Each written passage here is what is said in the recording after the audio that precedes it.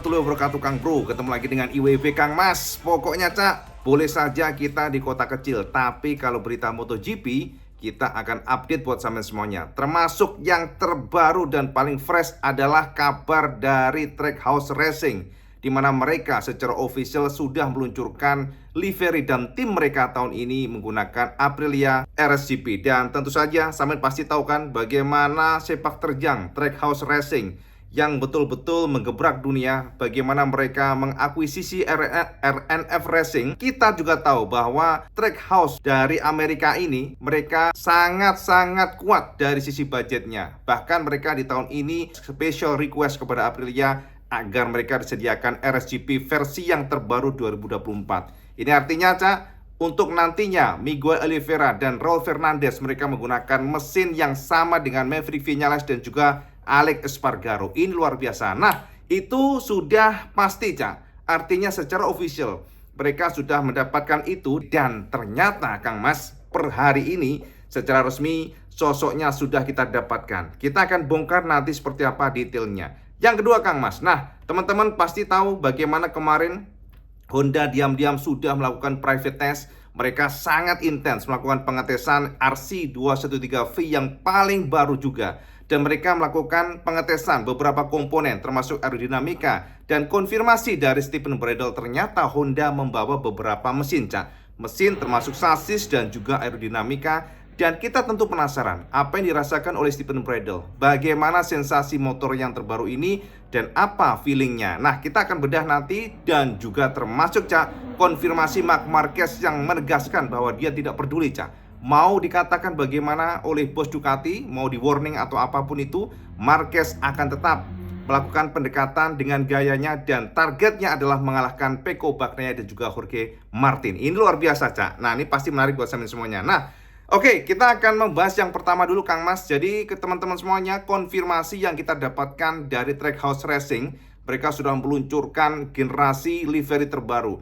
Jadi ini adalah sebuah tim yang akan menggebrak di tahun ini. Ini adalah sebuah tim yang dimiliki miliuner ya, orang dari Amerika. Dan Trackhouse Racing ini memang memiliki ambisi sangat besar supaya unjuk gigi di MotoGP. Makanya mereka menggunakan mesin yang terbaru Aprilia RSGP yang akhirnya dipenuhi pula oleh Aprilia. Ya, yang penting kan uang Kang Mas ya. Sampean punya uang, punya dana, semuanya lancar jaya. Nah, yang menarik Kang Mas ya, ternyata untuk liverynya memang sedikit berbeda dibandingkan dengan teaser sebelumnya. Karena kita perhatikan bagian depannya sedikit berbeda dari sisi liverynya. Nah, untuk memberikan gambaran kesampaian Kang Mas, Ibu sudah siapkan beberapa gambar official dari Trackhouse Racing, bagaimana sosok motor terbaru mereka. Dan sama intip saja, inilah detail dari Trackhouse Racing Aprilia RSGP 2024. Sama intip di sini Cak. Inilah Trackhouse Racing yang sudah diluncurkan oleh mereka hari ini. Sampean bisa lihat bagaimana sosok dari Aprilia RSGP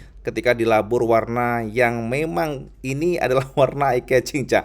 Beda dengan RNF yang selalu gelap ya, pendekatan mereka dark begitu. Tapi untuk Trackhouse Racing ternyata mereka memilih warna dengan bendera Amerika dengan basis warna putih. Kita lihat dari sini Cak.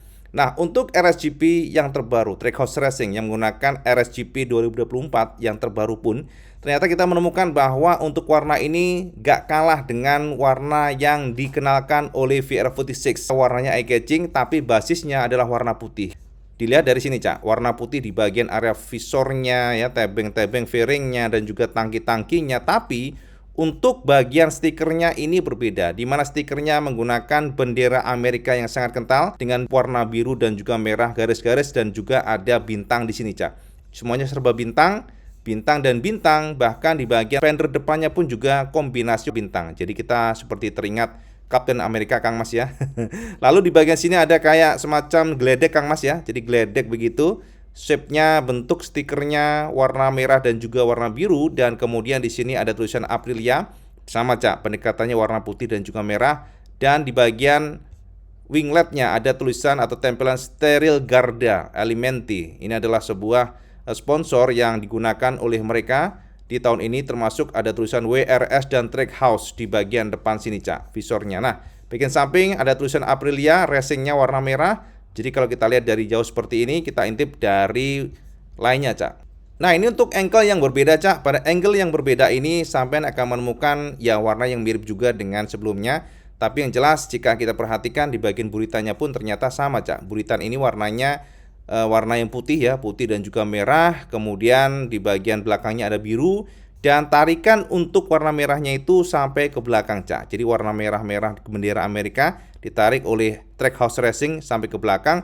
Yang jelas basic warnanya adalah warna putih. Ini adalah tim yang sudah diluncurkan oleh mereka per hari ini barusan saja, Trackhouse Racing yang memang bakal memeriahkan kompetisi MotoGP tahun ini. Jadi mereka mengganti RNF Racing, Razlan Razali yang sudah hilang tahun ini, Cak. Dan ini adalah warna untuk dari depan ya, warna untuk Miguel Oliveira. Miguel Oliveira untuk tahun ini ternyata menggunakan warna dari angkanya, basicnya adalah putih, tapi ada bintang warna biru, stroke-nya biru maksudnya, Cak. Lalu di bagian atasnya Aprilia dan tulisan semuanya stikernya itu biru dan sini merah. Jadi untuk background steril Garda itu menggunakan putih tapi belakangnya lagi menggunakan warna merah. Jadi memang semuanya stand out kelihatannya. Lalu di bagian bawah sini seperti yang sudah kita bahas kesampaian ada tulisan Racer Aprilia maksudnya ya, Cak, dan juga fendernya warna biru tapi ada bintang-bintangnya. Yang jelas ini adalah sebuah warna yang eye catching ya, sekali lagi bling-bling bahasanya, Cak. Jadi pasti kalau disorot oleh kamera bakal kelihatan banget warna ini stand out. Nah, ini pada saat motor dinaiki oleh Oliveira dan Samuel bisa lihat bagaimana sosok Trackhouse Racing ini. Bagian depannya putih, ada semuanya. Jadi kalau kita lihat memang kombinasi warnanya putih basisnya, kemudian warna merah, lalu ada warna biru dan bintang serba bintang. Teman-teman sekarang komen kira-kira keren nggak untuk warna Trackhouse Racing ini yang akan memeriahkan MotoGP musim ini. Jadi semuanya juga terkoneksi, maksudnya untuk racing suite dari pembalap pun juga berubah warna putih. Jadi akan menyatu dengan para pembalap. Di bagian bawah sini ada Trackhouse. Jadi semuanya menekankan bahwa ini adalah tim dari Amerika. Itu yang kita tangkap untuk tim Trackhouse Racing 2024 ini, Cak. Nah, piye Kang Mas, wis gamblang ya, padang jingklang sudah jelas. Jadi memang ini adalah sebuah gerakan bagi para fans MotoGP lover di Amerika. Jadi dengan adanya Trackhouse Racing yang menggeser RNF Razlan Razali ya. Jadi Razlan Razali yang sudah tidak lagi berkiprah di MotoGP dan digantikan oleh Trackhouse ini memang salah satu strategi Dorna untuk ekspansi para fans MotoGP supaya Amerika semakin menguat ya. Karena kita tahu setelah Nicky Hayden sudah nggak ada, Amerika untuk fans MotoGP turun drastis. Sehingga diharapkan dengan kedatangan Trackhouse Racing akan mendongkrak para fans MotoGP di sana. Itu adalah sebuah ikhtiar dari Dorna. Pokoknya yang jelas secara official hari ini akhirnya Trackhouse Racing sudah lahir. Ya, itu yang pertama, Cak. Nah, yang kedua Kang Mas, kami pasti tahu ya kemarin bagaimana Honda yang sudah ngetes New RC 213V dan kita juga sudah bedah detailnya. Dan memang ada beberapa komponen yang ternyata dites oleh mereka. Jadi jangan kaget kalau ada gambar-gambar yang berbeda antara satu dengan lainnya. Tapi semuanya pada event yang sama, yakni tes Harris yang dilakukan oleh HRC. Dan HRC memang sangat fokus, Cak, untuk meracik sebuah mesin baru, untuk meracik sasis baru, untuk membuat aerodinamika yang baru. Dan aero ini memang berubah. Artinya ada beberapa sentuhan yang membuat secara feeling untuk motornya berbeda. Stephen Bradl memastikan untuk generasi yang terbaru ini signifikan perubahannya, bahkan kestabilannya juga berubah. Karena ternyata Honda betul-betul mengerahkan, Cak, mengerahkan segala daya upaya untuk membuat RC 213V ini semakin jos gandos, semakin kencang, semakin stabil. Dan kita tahu bahwa Honda berhasil menurunkan bobotnya sampai dengan 8 kg untuk RC yang terbaru ini. Artinya ini adalah sebuah kondisi di mana para engineering Honda sangat serius. Karena nggak mudah, Cak, hanya dalam jangka waktu 3 bulan. Saya harus tahu informasinya, HRC menurunkan bobot dari RC yang terbaru ini hanya 3 bulan. Yang artinya ya berarti mereka memang luar biasa secara sumber daya, budget dan sebagainya. Memang ini adalah kelebihan dari HRC. Nah, untuk memberikan gambaran kesampaian semuanya, seperti apa sih rasanya untuk New RC yang terbaru ini? IWB sudah kutip yang dikatakan oleh Bradl yang ngetes langsung Harris kemarin. Dan ternyata Bradl memberikan beberapa clue kepada kita semuanya. Apa yang dirasakan dia setelah jajal dari generasi yang terbaru untuk RC ini? Berikut kata Stephen Bradl yang kita terjemahkan dari MotoGP. Aku memiliki 2 motor di garasi yang konfigurasinya sangat berbeda, sehingga aku kesulitan membangun ritme. Ini adalah tes fungsional. motor dikeluarkan dari kotaknya atau boxnya dan masih baru banget. Jujur aku tidak ingin merusak mesinnya. Kami harus melalui proses yang berbeda. Area tanggung jawab di MotoGP semakin terdistribusi karena jumlahnya semakin banyak. Ceritanya menjadi sangat kompleks. Aero secara umum, yang baru maksudnya ya Cak ya, memiliki efek yang luar biasa. Ini menyaring sedikit feeling atau pembalap terhadap ban dan aspal. Ini berhasil mengubah feeling yang kamu rasakan saat tangan kamu berada di stang atau dokong di jok motor. Efeknya terlihat jelas, terutama di tikungan cepat. Kita berbicara tentang luas permukaan fairing. Pada kecepatan 150 km per jam, hal ini berdampak besar. Aerodinamika penting untuk segala hal saat ini. Khususnya top speed, menikung lebih baik, dan wheelie lebih sedikit. Sejauh ini, aku menjalani 25 hingga 30 hari tes per tahun. Sekarang akan mencapai 40 kali. Sesekali juga ada balapan wildcard telah ditetapkan untuk Jerez, Barcelona, dan Sachsenring. Itulah rencananya untuk paruh pertama musim ini. Yes, itu konfirmasi dari Bredel. Memang Cak, kalau kita perhatikan tidak ada yang sangat istimewa dari kata-kata Bredel Kang Mas. Jawab dengan ya sedikit diplomatis ya, feelingnya sedikit berubah. Dia merasa untuk motor less wheelie, jadi artinya nggak gampang angkat. Kemudian juga di tikungan juga lebih lincah, lebih stabil. Dan tentu saja kita berpatokan dari lap time-nya yang menurut IWB tidak terlalu istimewa di Jerez kemarin. Karena jika kita komparasikan dengan para pembalap World Superbike seperti Bulega contohnya, ternyata Bredel lebih lambat 1, sekian detik. Dan dia kemarin menorehkan waktu 1 menit 39 sekian detik. Ya ini bukanlah sebuah kondisi yang istimewa, performa yang legit tidak Cak. Tapi kita juga curiga bahwa Honda sebenarnya memang tidak untuk mendapatkan time attacking, tidak untuk achieve time attacking, tapi mereka mencoba mengumpulkan data semuanya Cak. Jadi data-data nanti dikompil yang nantinya akan diputuskan mana yang dipilih oleh mereka pada saat tes 6 down nantinya ya. Jadi itu konfirmasi dari Bredel setelah kita ngubek-ngubek kemarin sosok dari Honda RC yang kita tidak akan ulang lagi Cak. Bagaimana perombakannya kan saya tahu seperti aero belakangnya yang berubah. Udahlah kita akan lupakan itu. Yang jelas itu kata-kata dari Bredel. Dan teman-teman semuanya, tanggal 1 sampai dengan 3 nanti akan ada tes 6 down Sepang Malaysia. Jadi semuanya untuk para pembalap yang mendapatkan konsesi seperti Yamaha dan Honda, mereka diperbolehkan menurunkan pembalap utamanya. Jadi sudah bisa dikonfirmasi Kang Mas, Yamaha akan menurunkan Alex Rins dan juga Fabio Quartararo pada tanggal 1 sampai dengan 3 Februari nanti. Sementara untuk Honda sudah dipastikan menurunkan Luca Marini dan juga Joan Mir. Jadi ini adalah kelebihan dari para tim yang mendapatkan konsesi, yakni pabrikan Jepang. Akan tetapi apesnya Cak, nah ini dia, karena Marc Marquez dia gabung di tim yang luar biasa Ducati, artinya Marquez tidak diizinkan untuk mengikuti tes 6 down nanti. Jadi Marquez hanya diperbolehkan pada pre-test yang normal, tapi bukan 6 down. Karena memang tes 6 down ini pada kondisi normal hanya diperbolehkan mengerahkan pembalap test ridernya, bukan pembalap utamanya. Jadi kecuali hanya Honda dan Yamaha nanti akan diperbolehkan untuk menerjunkan pembalap utamanya. Jadi ya Marquez bakal sedikit apes, tapi jangan khawatir Cak. Kan informasinya Ducati sedang membuka untuk tes ya, Ducati Panigale.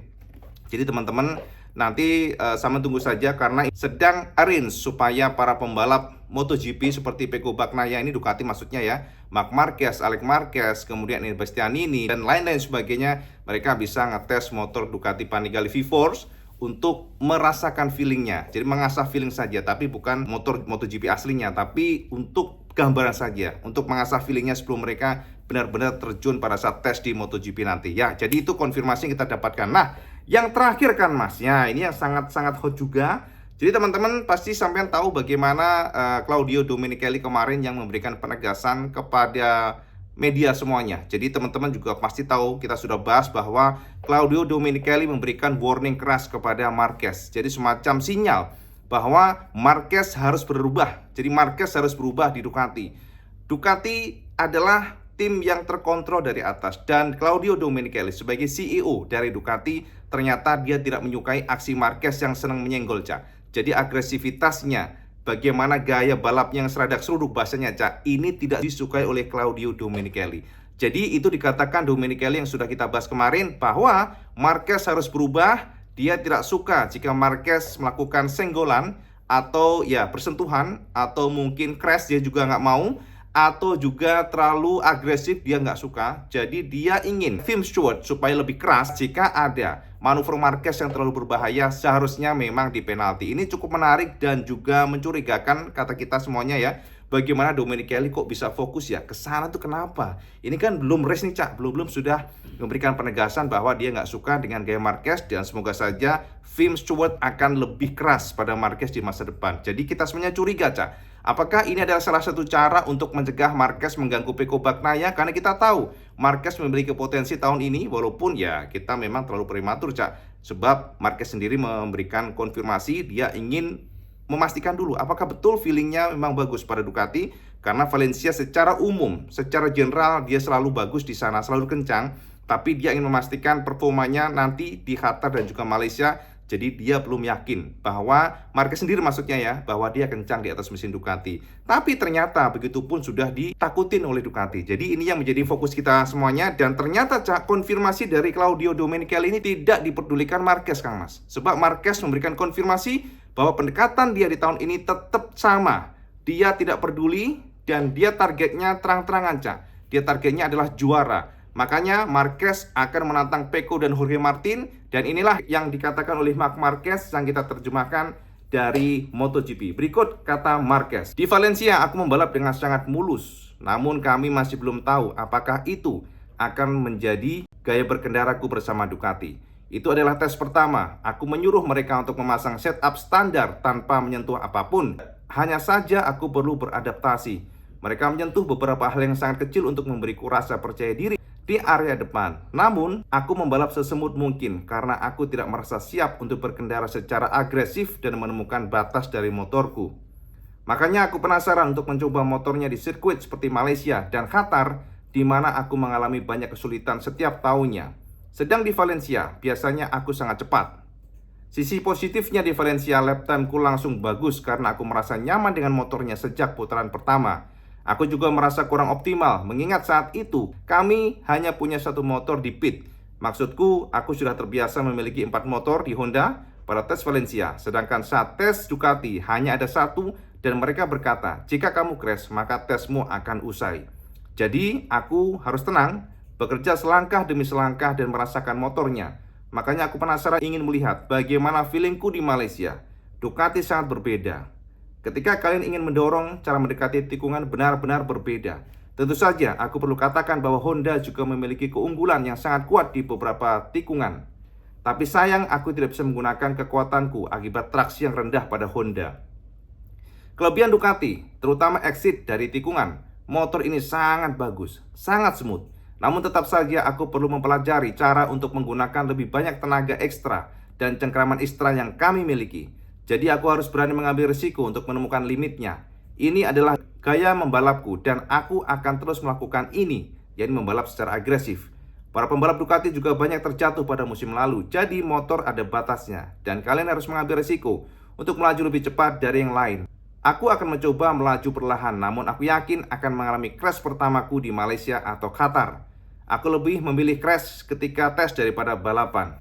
Menurutku logis, mirip seperti ketika pembalap baru Honda datang, dan pasti mereka ingin mengalahkanku di atas mesin yang sama. Jadi sekarang aku akan melakukan hal yang sama dengan Pecco serta Martin yang merupakan dua Ducati terkuat. Jadi aku akan mencoba mengalahkan mereka. Aku harus belajar banyak hal dari mereka berdua untuk memahami cara mengendarai motor ini. Namun lawan terberatku sebenarnya bukan mereka, namun diriku sendiri. Kami memiliki banyak pekerjaan yang harus dilakukan. Harapannya sangat tinggi, tetapi aku ingin memulai dengan tenang. Jika kalian makan terlalu banyak, maka kalian akan mengalami gangguan pencernaan. Yang jelas, aku ingin bersenang-senang lagi. Aku ingin banyak menang, tetapi 3-4 tahun terakhir sangat sulit melakukannya. Makanya aku mencari sesuatu yang berbeda, untuk bersenang-senang di atas motor lagi. Tim Gresini adalah satu-satunya yang menunggu dan memberiku waktu. Ketika melihat aku siap, akhirnya semuanya terjadi. Ini adalah tantangan yang berisiko bagiku. Aku lebih suka membuat basis secara perlahan, maka kita akan melihat dari mana kita memulai. Tetapi hari ini aku tidak bisa memiliki tujuan yang jelas. Aku hanya bisa melakukan 50 putaran dengan motor baru, tetapi aku merasa baik. Aku berkendara dengan bersih. Aku belum dalam posisi untuk menjadi agresif di Valencia. Jadi aku penasaran seperti apa nanti di Malaysia. Yes, Itu Cak, konfirmasi dari Marquez. Gila Kang Mas, duopol Cak, panjang banget. Tapi nggak apa-apa, kita ingin memberikan gambaran kesampaian yang dirasakan oleh Marquez. Jadi semuanya kita kutip yang dikatakan Marquez yang terbaru setelah tim Grace ini secara official di launching. Jadi teman-teman kan tahu ya, kemarin tim Grace ini sudah melaunching atau merilis tim livery terbaru, bagaimana Marquez menggunakan baju Grace ini.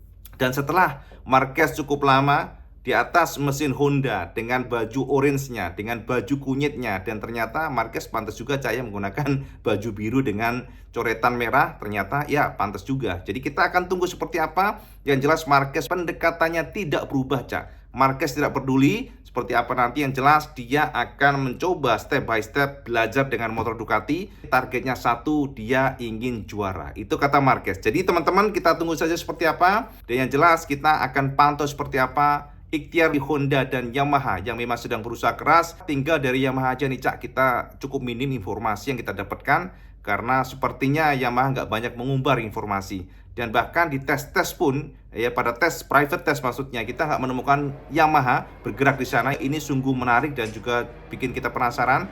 Tapi yang pasti memang Honda yang sangat-sangat agresif dan juga bersemangat untuk mencoba bangkit. Karena target mereka di pertengahan tahun 2024 semuanya akan berubah.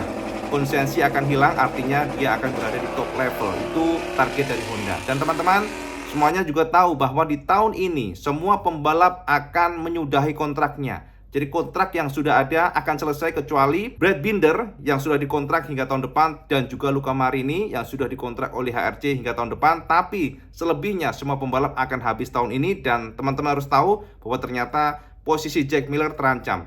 KTM memberikan waktu kepada Jack Miller. Jika Jack Miller di tahun ini tidak perform, terbuka kemungkinan Jack akan ditendang dari KTM. Dan yang paling baru terakhir adalah Ducati Cak. Ternyata memang luar biasa mereka, karena dikatakan atau dikonfirmasi bahwa Ducati ternyata diam-diam sudah mengontrak Fermin Aldeguer. Jadi Fermin Aldeguer yang akan dikontrak oleh mereka tahun depan bersama Ducati. Tapi kita belum tahu Ducatinya di mana Cak, karena mereka ingin melihat dulu bagaimana perkembangan di tahun ini, performa dari Ducati tahun ini. Tapi yang pasti diam-diam dikonfirmasi bahwa Fermin Aldeguer sudah dikontrak oleh Ducati. Diam-diam.